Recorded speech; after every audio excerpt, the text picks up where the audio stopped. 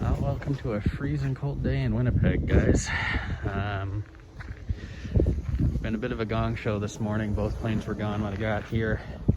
Had a flat tire up in Thompson, so the other plane had to bring up a mechanic and another crew, rescue the medical crew, bring them down. So it's been a long day. The planes are inside the hangar. They had to get disinfected because it was a COVID positive. And unfortunately, the passenger had been on both planes, so both planes had to get disinfected. We now have another trip to Thompson, which will be my trip, and it's not going to be Thompson to Winnipeg. It's now going to be Thompson to Brandon to Winnipeg, which means probably about 10 hours, and that's getting close to the end of our day again. Yeah, we're just waiting for it to be disinfected. Upside is this is a COVID negative, only basic PPE, just a mask, because gotta wear a mask everywhere these days. It'll be a decent trip, you know, flight hours wise for me. That'll be nice, but I mean, it's minus 25 or something here with a minus 30 plus wind chill. It's even colder in Brandon and in Thompson, you know, below minus 30. I think that's Sky North.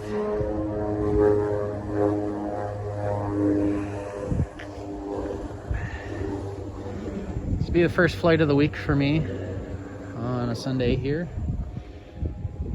And bright sunny day out, so I should be able to get some in-air footage for you guys. And I'll see you guys on the way out.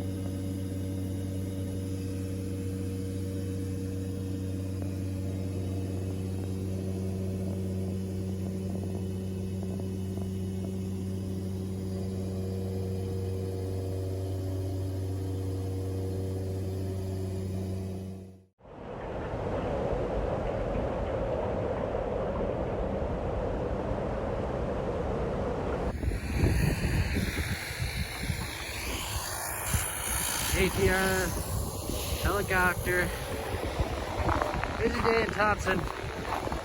Eyelashes are freezing. Remember how I said you didn't have to plug in turbine engines because they're not piston engines and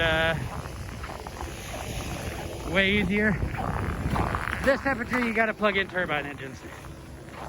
So I've got plugs blocking off the airport and got what's called a Tanis heater inside, and captain walked over to the dash there because he recognized the voice on the other side, so he's saying hi to a buddy of his, and medical team just left. We just gotta wait now. I think it's a Piper Meridian. It's not a, I don't think it's a TBM.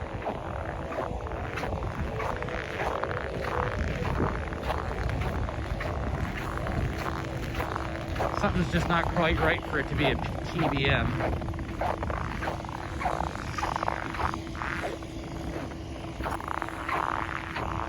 Piper Mirage.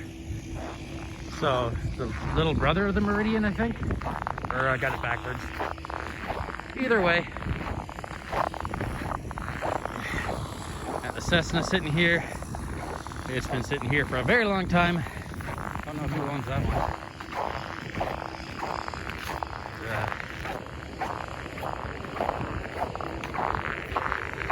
It's freezing out here. I'm going back inside the plane. And I'll show you guys a little bit of that. Oh, excuse my finger.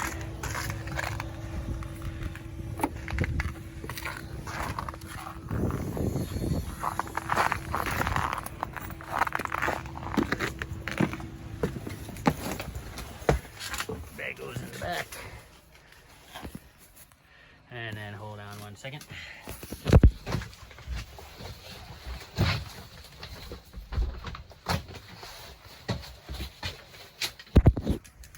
All right, door closed. Need 2 hands for that.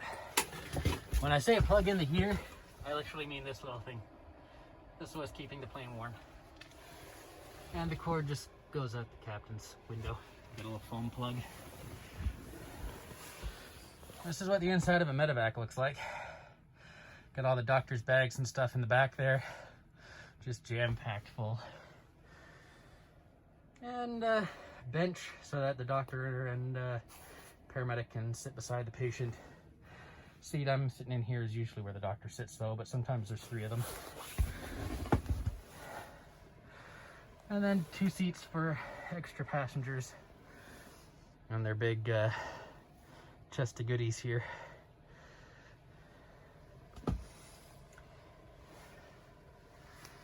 Whew, it's actually nice and warm in here. Take off this giant parka. Move up here. I've knocked my iPad on the floor trying to get out of the cockpit because even though this is not a small plane, it's still kind of a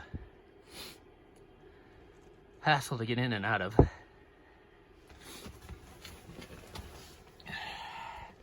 Nice to be flying on a bright sunny day, though it's cold. She's an old girl, but it works well, especially with the upgraded avionics. This one's 76, 75, something around there.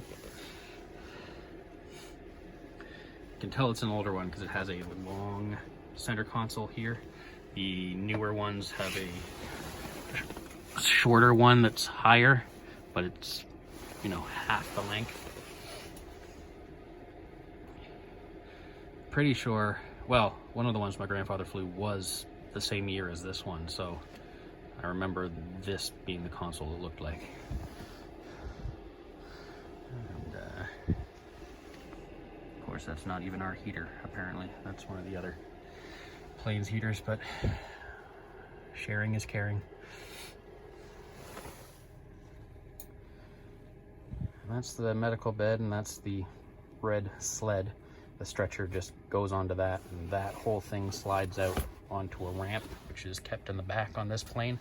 Kept in wing lockers on the other planes, but this one doesn't have a wing locker. And you slide the whole thing out, you lift the patient off the ambulance stretcher onto this sled while they're still strapped to the actual stretcher. Silver aluminum type 9 stretcher. For anyone in the medical field that knows what that means. And then you slide it back up onto the med bed. It locks into place here, and you can see the straps there. It's the seat belts for the patient. The shoulder straps don't get used a whole lot. They're not really long enough for most patients. You just end up with the leg and the chest strap.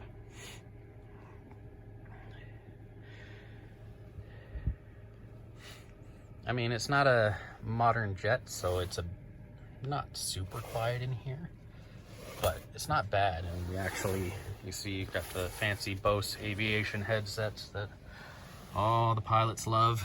Well, these aren't for the pilots, these are for the medics. And they're wired into splitter boxes so that the medics can all talk to each other and we can isolate them from us up top. So we can talk to ourselves and they can talk to themselves. We're not annoying each other, but they can press a button. If you see up there, I got lights. That's the cabin call light. On the right there, there's the blue and the orange. The orange one's the cabin call light. The other one is the satellite phone. So if someone called us on the satellite phone, that would light up and lets us know to answer.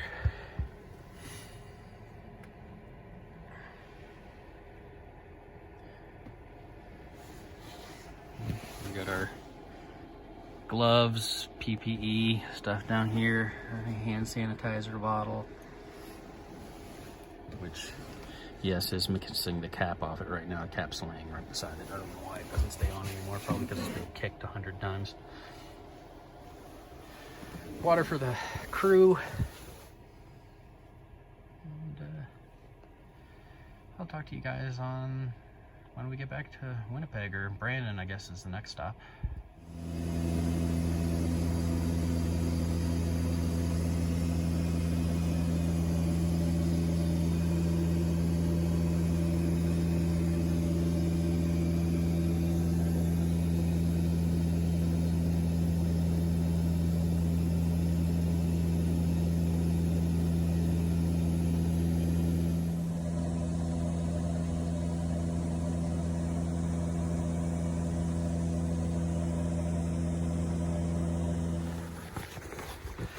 Well, we're at Brandon. Get my glove back on here.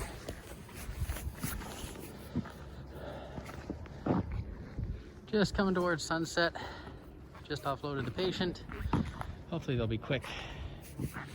We can go into the Brandon Flight Club to warm up, so we don't have the plane plugged in, and they should be quick.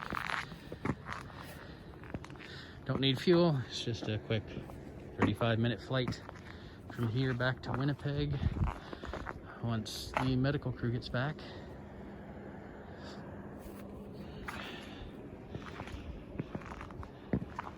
It's a good day for a flight.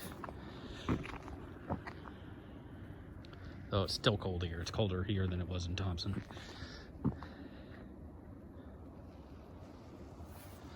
Moon's already up.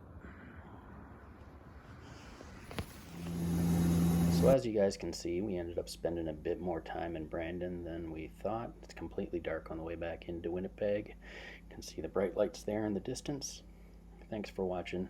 Like, share, and subscribe. And here's a picture of the Brandon FBO cat.